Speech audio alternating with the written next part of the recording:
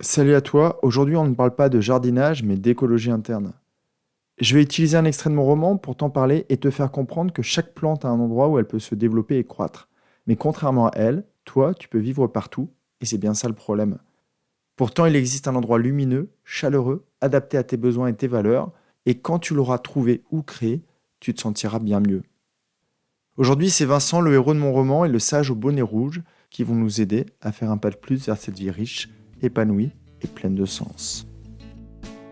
Bienvenue sur Dépasse-toi, je suis Sylvain et la promesse de mon podcast est simple, t'aider à te créer la vie que tu mérites.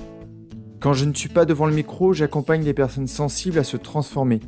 Et au fil des épisodes, je vais te partager les prises de conscience qu'elles ont eues et qui leur ont permis de s'épanouir.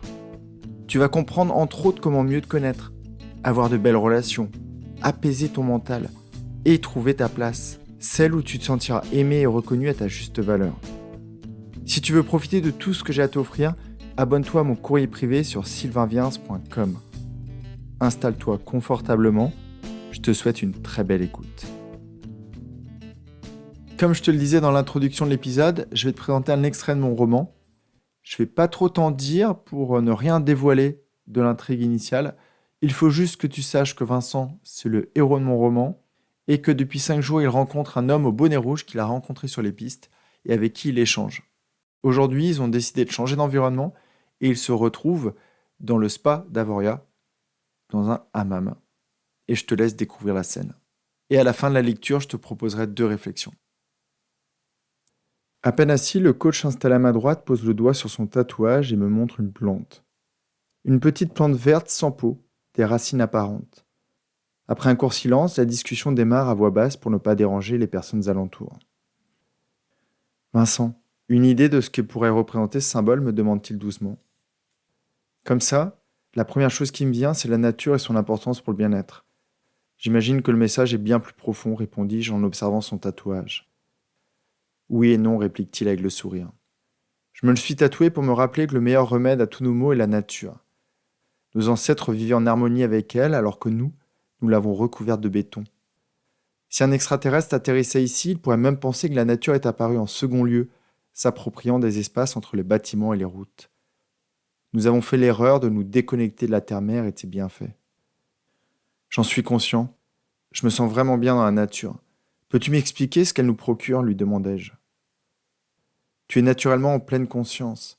Imagine une balade en forêt. Tu vois les feuilles des branches suivre les courants d'air et les nuages se déplacer dans le ciel. Tu entends les oiseaux et le craquement des arbres qui réagissent à la météo. Tu sens les odeurs de sous-bois et de champignons. Dans ces conditions, tu te reconnectes à ton être profond. Chose impossible quand tu es frustré, assis à ton bureau du CAC 40, ou quand tu erres dans des galeries commerçantes, agressé par toutes ces lumières et banderoles fluo qui incitent à la consommation. J'ai toujours adoré le contact avec la nature et tu viens de mettre des mots sur ce que je ressens. C'est vrai que dans ma petite banlieue chic, les arbres sont bien moins nombreux que les immeubles.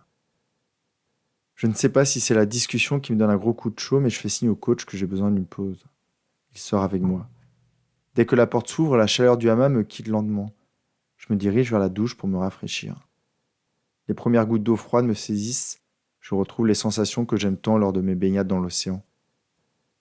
Après quelques minutes de pause en silence, nous retournons dans la chaleur du hammam. Les 2 femmes russes sont toujours là, les yeux fermés, dégoulinantes de tous leurs pores. Sitôt assis, le coach reprend la parole. L'écologie personnelle est la seconde idée que j'associe à cette plante. Il s'agit des comportements que nous avons, non pas envers la planète, mais envers nous-mêmes. Quand nous avons parlé des émotions, tu m'as fait part de ton irritation lorsque quelqu'un jette des ordures dans la nature. Et pourtant, nous nous infligeons des pollutions similaires, en ingérant du sucre, en buvant des liquides toxiques, ou encore en regardant des choses qui nous font du mal. Je grimace en levant les yeux au ciel, car je sais qu'il a raison. Mes yeux replongent dans ceux du coach, l'encourageant à poursuivre. Tu sais, nous sommes attirés par le plaisir immédiat qui nous permet de nous évader. C'est un échappatoire rapide à nos douleurs. Une personne qui prend soin d'elle ne perd pas son temps à regarder des émissions insipides ou à avoir des habitudes qui la détruisent à petit feu. Je me sens comme un boxeur acculé dans le coin d'un ring. Si ces claques n'étaient pas mentales, je crois réellement que mes joues seraient aussi rouges que le maillot des 2 femmes face à nous. Le coach continue. La plupart d'entre nous sommes malheureux car nous sommes piégés dans des activités qui ne nous conviennent pas, entourés de personnes également malheureuses. J'espère ne rien t'apprendre en te disant que le monde ne va pas très bien, et pourtant, nous continuons de suivre les règles de la génération qui nous a précédés. Je hoche la tête de haut en bas et ajoute : j'en suis conscient. Je fais ce constat tous les jours, et pourtant je continue comme tout le monde à faire de la merde. Excuse le terme, mais c'est ce que je pense au fond de moi. Que pouvons-nous y faire, lui dis-je, dépité. Nous pourrions tout changer en nous posant les bonnes questions, Vincent. Chaque personne qui prend soin de son monde intérieur transforme le monde extérieur. Je vais donner un exemple concret dans le thème de la nature. Tu connais le cactus et la monstera ? Le cactus est une plante désertique, mais je ne connais pas la monstera.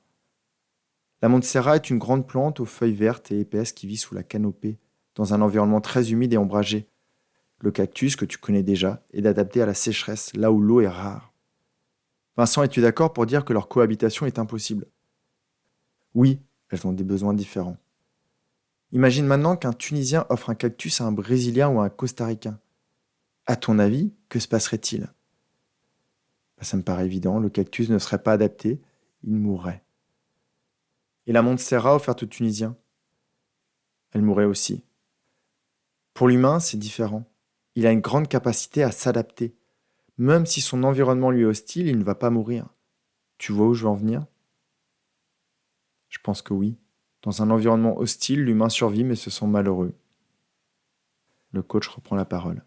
C'est exactement ça. Nous avons cette capacité de nous adapter à des lieux inappropriés qui nous empêchent de nous sentir bien et de croître. Serais-tu en train de me dire que le petit Vincent qui adorait grimper aux arbres et nager dans l'océan est en mode survie lorsqu'il est assis devant son clavier et sa souris ? Le coach. Qu'en penses-tu ? Un homme qui adore la mer peut-il vraiment se contenter d'un bureau et d'un fond d'écran pour seul horizon ? Voilà. Voilà le petit extrait que je voulais te partager. Et j'avais seulement 2 questions pour toi. As-tu conscience de tes besoins ? Et la seconde question, est-ce que ton environnement actuel te permet de les nourrir ? Jeudi, dans le courrier, je t'aiderai à répondre à ces questions. Et si tu n'es pas encore dans ma liste, inscris-toi tout de suite et demande-moi ce message. Prends bien soin de toi et de ton jardin intérieur.